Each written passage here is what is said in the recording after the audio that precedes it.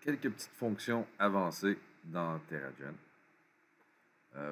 Premièrement, au point de vue de l'eau, on peut décider de l'aspect de l'eau en déterminant la taille des vagues. Okay. Et il y a un paquet de petits paramètres ici, et même comment que la vague se comporte au bord de l'eau. Là, quand je fais Update Map, j'ai l'impression que c'est rien passé, mais oui, ça va changer, dit l'aspect de l'océan. Donc ça, c'est pour ce qui est de l'eau. Pour ce qui est des nuages, oui, tu peux décider la quantité de nuages dans ton image.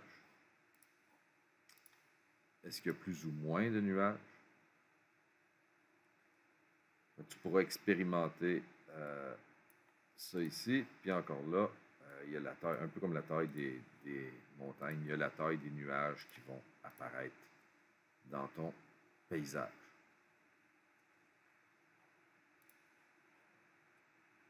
Maintenant, il y a aussi que quand on modifie notre terrain, on peut repartir à zéro et l'aplatir. Si tu cliques ici, ça efface absolument tout, tout devient plat.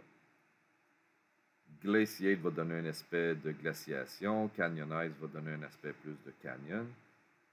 Mais si tu veux qu'absolument tout dans ton paysage soit 2 fois plus grand, c'est que là, on peut mettre un pourcentage ici, et quand on clique là,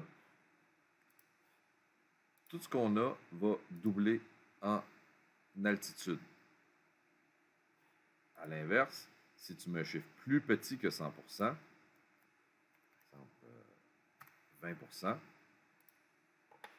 là, tout va diminuer de hauteur tellement que ma petite île de tantôt probablement va être disparue.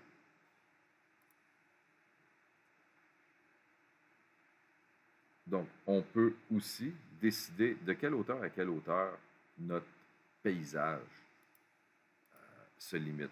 On peut dire que mon paysage va de moins 50 à 400 mètres. Donc là, j'ai déterminé les limites de hauteur dans mon paysage.